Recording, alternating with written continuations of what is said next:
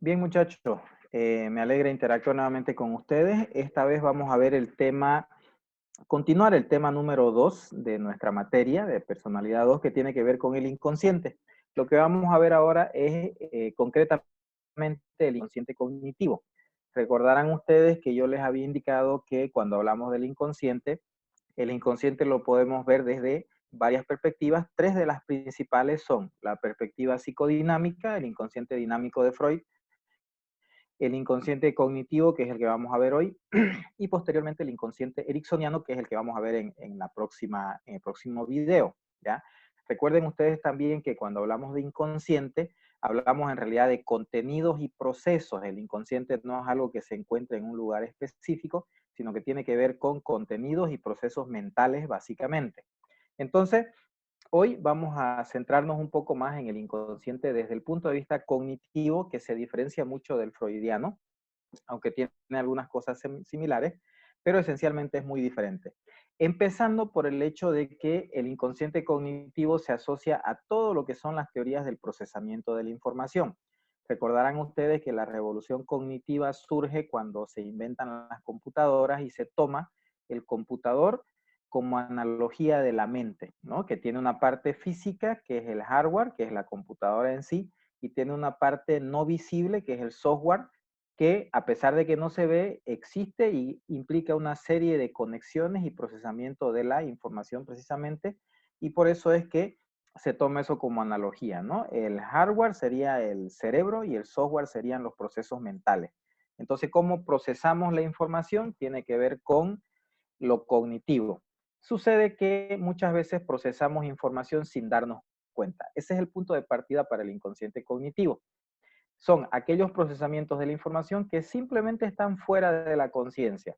Verán ustedes que el inconsciente cognitivo es mucho más simple y menos sofisticado que el inconsciente freudiano. El inconsciente cognitivo no tiene todas esas estructuras de ello, yo, superior, mecanismos de defensa y una serie de intrincadas cuestiones como las presenta el inconsciente dinámico de Freud.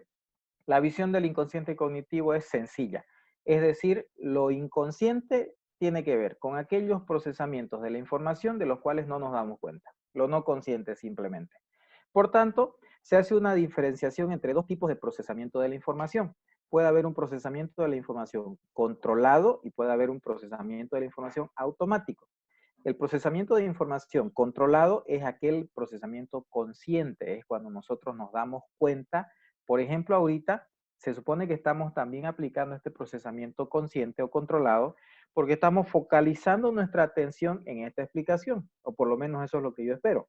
Entonces estamos focalizando conscientemente, estamos entendiendo o tratando de entender la información y la estamos interiorizando. Ese es el procesamiento controlado.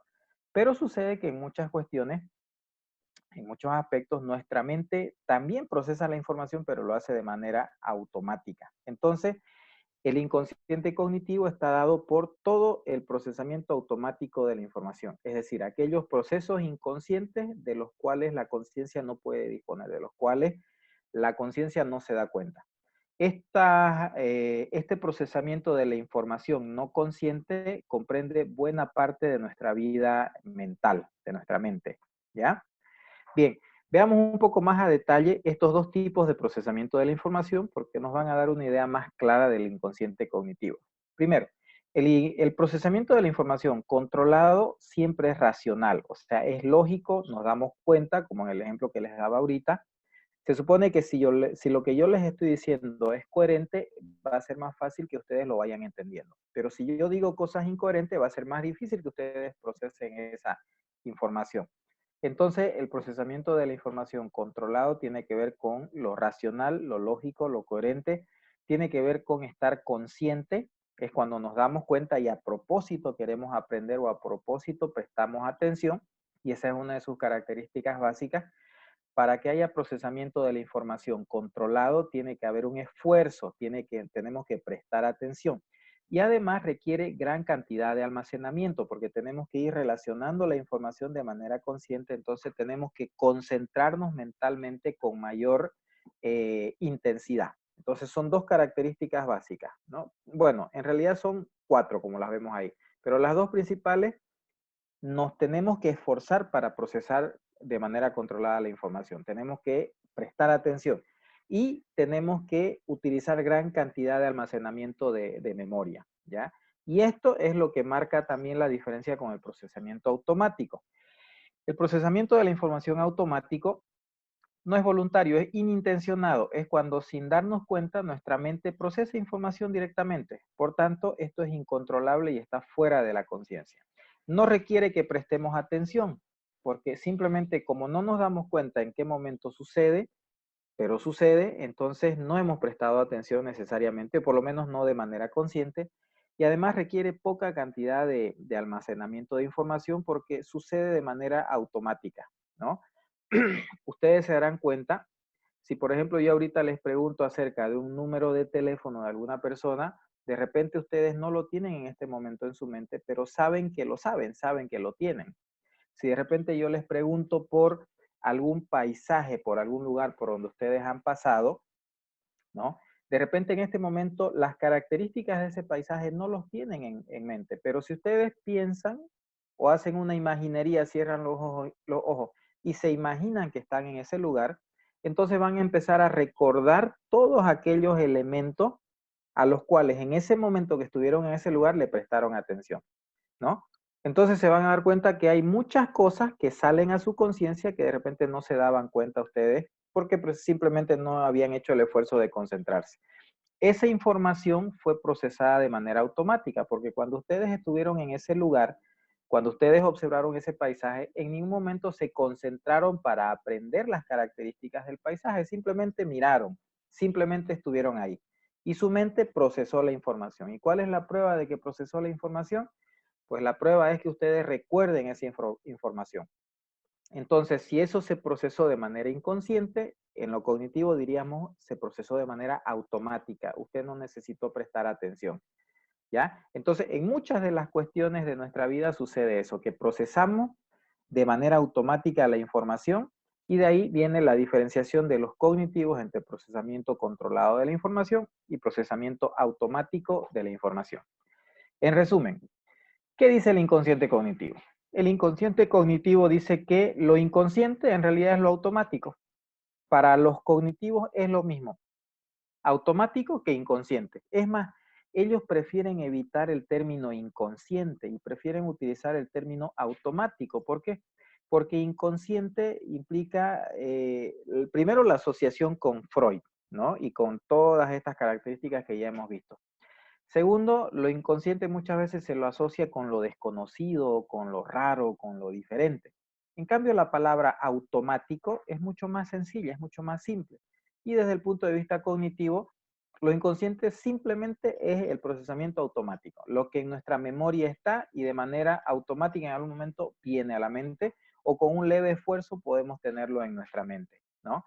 De ahí que, por ejemplo, cuando se habla de hipnosis desde el punto de vista cognitivo-conductual, los cognitivo-conductuales cuando hacen hipnosis en ningún momento utilizan el término inconsciente. Ellos utilizan el término automático. Entonces quiere decir que durante la hipnosis lo que sucede son conductas automáticas, no conductas que tienen que ver directamente con el inconsciente.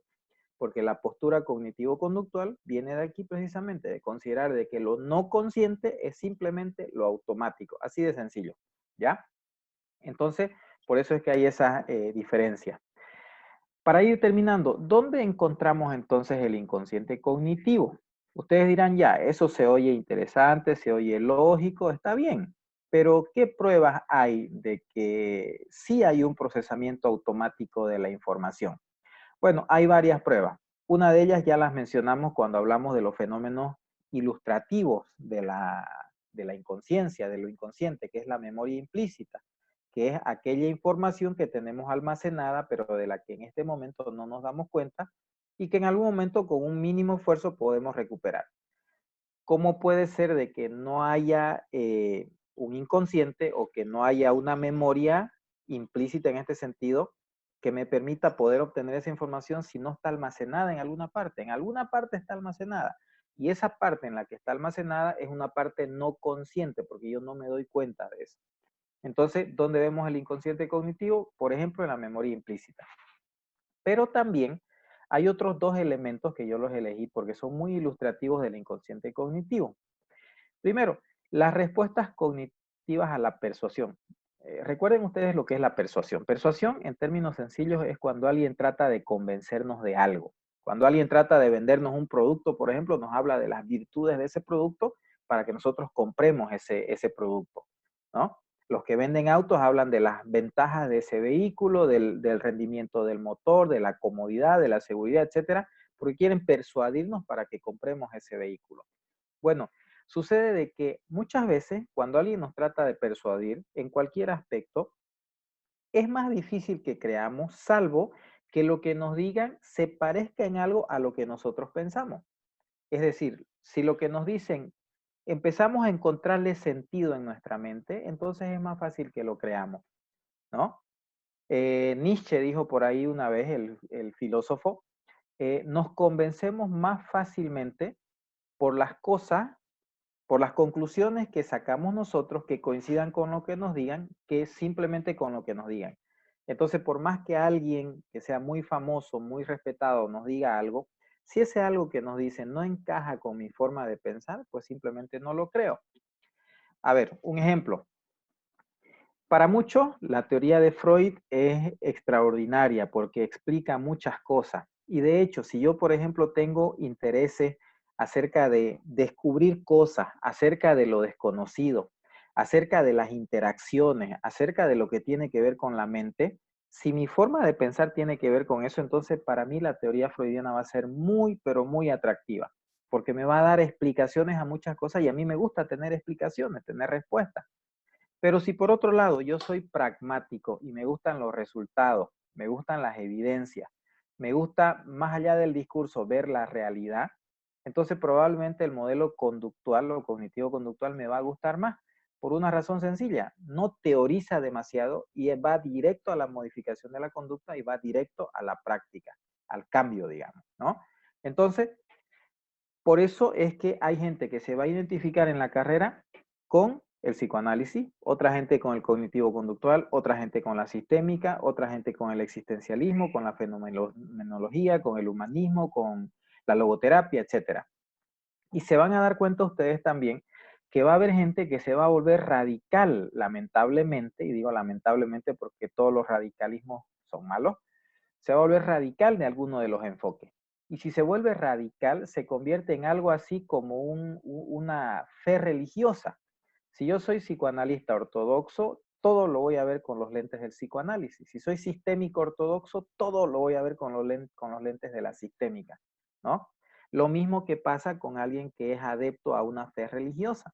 Cuando yo soy adepto a una fe religiosa y mi líder religioso está hablando, yo tomo como sagrado todo lo que dice ese líder religioso y para mí empieza a tener sentido porque lo que dice ese líder encaja con mi visión del mundo. Entonces me convence más mi líder religioso que cualquier otro líder, que cualquier otra persona. Si yo soy católico, voy a tomar muy en cuenta lo que dice el Papa. Si yo no soy católico, puedo respetar lo que diga, pero es lo que dijo simplemente y para mí no va más allá de eso. Entonces no me convence como me convencería si yo fuera católico, mucho más si fuera católico devoto, ortodoxo, ¿me entienden? Entonces, eso es evidencia de que de alguna manera la información se va procesando en nuestro cerebro sin que nos demos cuenta. Nos convencemos más y no es que yo me predisponga, el hecho de que yo sea de una fe religiosa ya me predispone para aquello. Y eso tiene que ver con el otro argumento, que es la cognición social. Sucede de que ustedes han oído hablar mucho seguramente del famoso efecto de halo, ¿se acuerdan? ¿En qué consiste el efecto de halo? Consiste en que cuando alguien nos da una información de una persona que no conocemos, empezamos a predisponernos para actuar según lo que nos han dicho de esa persona, aún sin conocer a esa persona. Y cuando conocemos a esa persona, todo lo vamos interpretando en función a lo que nos han dicho de esa persona. Y estamos recién conociendo a la persona. Entonces, un ejemplo es lo que muchas veces hacen ustedes de repente, ¿no? Preguntan por los docentes, ¿y ese qué tal es? ¿Y es estricto? ¿Y hace esto, hace lo otro? ¿O es aburrido? ¿O es entretenida su clase? ¿O cómo es? ¿O con quién inscribo la materia tanto? Y me van a decir mis compañeros que ya llevaron con ese docente, no, ese llega tarde, o no, ese llega temprano, o no, con ese te vas a aburrir, no, ese es estricto, no, ese te va a ayudar, ese. Entonces, esa información que a mí me den me predispone. Entonces, yo voy a poner o inscribir la materia o tratar de inscribirla con ese docente de quien me han dado muy buena información. Si me dijeron que ese docente es chistoso, desde la primera clase ya yo voy a entrar medio que ensayando ya la sonrisa porque voy a esperar a ver qué gracia dice o qué cosa dice para reírme. Me predispongo. Pero eso lo hago de manera inconsciente, no es que yo piense, me dijeron que es chistoso, voy a ir a clase, entonces voy a estar esperando que me cuente chiste o que diga algo gracioso. No lo hago así, es automático, ese es el procesamiento automático de la información. Eso es mi inconsciente, ¿no? Si por otro lado me dijeron que era aburrido, ¿no? O aburrida su clase, entonces yo entro aburrido ya a la clase y ya estoy ahí predispuesto para aburrirme, ¿me entienden? Pero igual, como en el caso anterior, no es que yo piense me voy a aburrir, no, es automático, por tanto es inconsciente, ¿ok? Esa es una prueba también y una ilustración de cómo funciona nuestro inconsciente cognitivo. Para cerrar, vamos a ver semejanzas y diferencias entre el inconsciente dinámico y el inconsciente cognitivo. En el dinámico, acuérdense de Freud, es irracional e ilógico. Impulsos sexuales, impulsos agresivos que están en el ello. En lo cognitivo, es indistinto. Las características del procesamiento de la información pueden ser tanto racionales como irracionales, porque el punto del inconsciente cognitivo es simplemente lo no consciente, simplemente lo que sucede automáticamente. Número 2. Lo que contiene el inconsciente freudiano son contenidos básicamente sexuales y agresivos, o sea, el eros y el thanatos. En cambio, en el inconsciente cognitivo hay una variedad de contenidos, o sea, porque todo lo que puede ser procesado, toda información procesada, va a tener una fase de repente no consciente y después puede tener una fase consciente. Por tanto, lo automático, lo inconsciente puede darse en infinidad de contenidos. Por otro lado, en tercer lugar, en la teoría freudiana, el inconsciente tiene una importancia motivacional porque sucede que el eros, o sea, lo sexual y lo agresivo que están en el inconsciente, en el ello, tratan de salir y hay conflictos, peleas entre deseos o entre deseos y temores de manifestación de ese deseo y eso hace que esos temores o esos conflictos sean reprimidos por los famosísimos mecanismos de defensa. Entonces, ¿qué motoriza nuestra personalidad? ¿De qué depende nuestra personalidad? Depende de que esos conflictos no salgan a la luz, de que sean reprimidos, de qué tanto reprimo yo aquello.